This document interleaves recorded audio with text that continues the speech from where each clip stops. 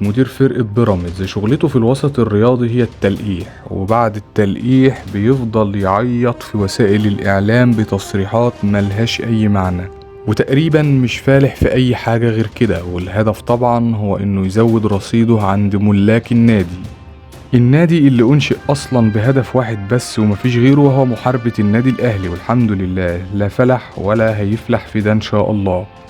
فبالتالي بيكون التلقيح بس على النادي الأهلي ومفيش غيره، وده طبيعي جدا لأنه العين مش بتشوف غير اللي أحسن منها، ودايما إحساس النقص بيكون من الكيان أو من الشخص الأكثر نجاحا. لكن طالما في حد لسه اوريدي ما لعبش أصلا كاس أساسا من أساسه، يبقى أنا إيه فين الداعي إن أنا يعني أستعجل فرق تانية طالما إن الموضوع لسه كده ممتد. حد ما لعبش أصلا من أساسه، اللي هو مثلا الأهلي ما لعبش ماتش دور ال 32 في الكاس. مثلا الاهلي كان عنده حاجات مشترك فيها تمام. يعني انا دلوقتي المفروض هلعب الماتش ده اللي هو في دور 16 ايوه في كاس مصر. لو انا ايا كان لو انا عديته، بنفترض مثلا ان انا عديت الماتش ده، فانا يبقى كده عندي دور الثمانيه. ايوه طيب انا دلوقتي المفروض هلعب دور الثمانيه وفي مثلا فرقه ما لعبتش اساسا ولا ماتش في الكاس. فيبقى ايه المانع ان انا تستعجلني ليه؟ يعني ليه تستعجلني؟ وخاصه دلوقتي هرجع برضه اقول لك تاني، انا دلوقتي عندي 2 لعيبه انا كنت محتاجهم، محمود صابر وابراهيم عادل. والمفروض الاثنين مثلا المباريات بتاعت المنتخب الاولمبي دي مش على الاجنده الدوليه. اوكي، فانا كنت ممكن كنادي عادي جدا ان انا اقول لا خلاص انا اللعيبه معايا مش هيسافروا. هاني سعيد فرقته الاسيوطي سابقا وبيراميدز حاليا، واللي في المرحله دي طبعا من وقت ما تحول اسمه صرف حوالي من 4 إلى 5 مليار جنيه في 5 سنين تقريبا.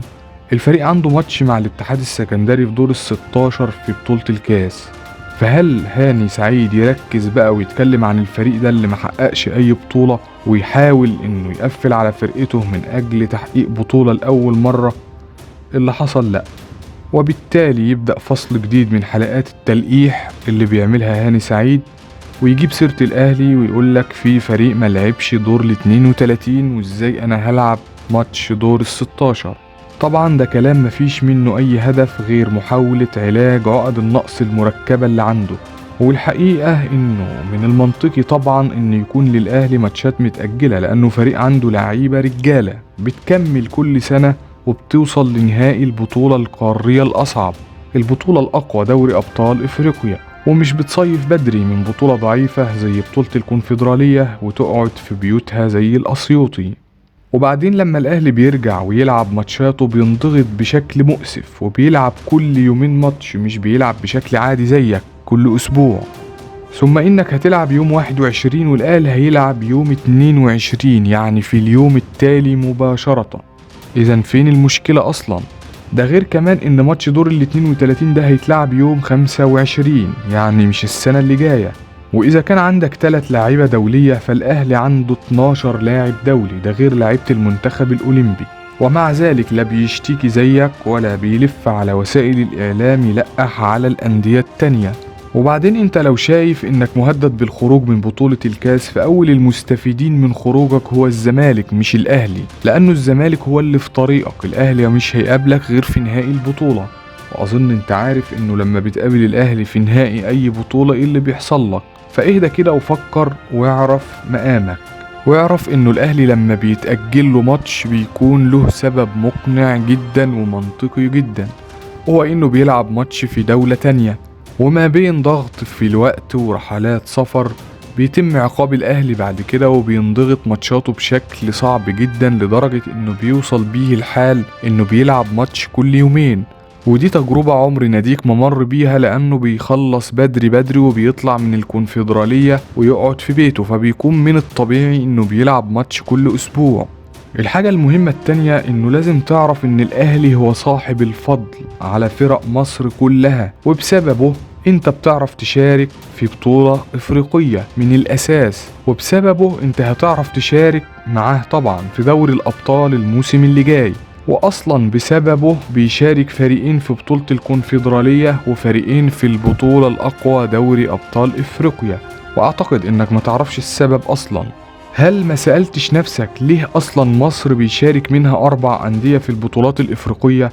لو فكرت ببساطة هتعرف ان الاهلي هو صاحب الفضل الاول في مشاركة 4 فرق في بطولات افريقيا، أيوه، ده بيحصل لمجرد ارتفاع التصنيف اللي الأهلي هو السبب الوحيد في ارتفاعه بسبب تفوقه في البطولة الإفريقية على مدار السنين اللي فاتت. تألق الأهلي ونجاحه إفريقيا هو السبب، ومؤكد إنه مش حبا في مصر أفريقيا بتقول لها هاتلنا 4 أندية يشاركوا في البطولات الإفريقية. ولو مش واخد بالك فكر بالراحة وشوف مين الدول اللي بيشارك منها 4 أندية، وهتلاقيهم بلاد عددها محدود جدا. العدد بالظبط 12 دولة. 12 دولة بس هم اللي بيشارك منهم 4 أندية في بطولات إفريقيا كل سنة، وده له سبب، وسبب واضح ومعلن، وهو ارتفاع تصنيف الكرة المصرية. ارتفاع التصنيف ده هو اللي خلى مصر من ضمن الدول دي، والأهلي طبعا هو السبب الأوحد بسبب نجاحه في السنين اللي فاتت في بطولة إفريقيا وتتويجه بها، أو على الأقل الوصول للنهائي على مدار السنوات اللي فاتت. فيا هاني اعقل وافهم ان المؤجلات دي بتضر الاهلي اصلا اكتر ما بتنفعه، لكنها بتكون اجبارية بسبب مشاركاته الخارجية واللي بتمتد وبتوصل لاكبر عدد ممكن بسبب وصوله للنهائي، وبسبب كمان مشاركته في كاس العالم للأندية، وطبعا كمان مشاركة في بطولة زي كاس السوبر الإفريقي. وللأسف بعد ما الأهلي بيشرف مصر ويوصل للنهائيات دي ويتوج للبطولات ويلعب في كاس عالم للأندية، بتكون النتيجة إنه بيتم ضغط جدول مبارياته بشكل مؤسف جدا، لدرجة إنه بيلعب ماتشات بفارق 2 و3، وده طبعا ما بيحصلش في أي نادي في العالم ولا في أي بلد في العالم. إذن الأهلي هو أكتر نادي بيلعب ماتشات في الموسم، وهو النادي الوحيد اللي بيلعب بشكل مضغوط دونا عن كل الفرق، وهو النادي الوحيد اللي بيتعاقب على نجاحه في ظل وجود مسؤولين أقل ما يوصفوا به إنهم مجموعة من الهواة. تحياتي.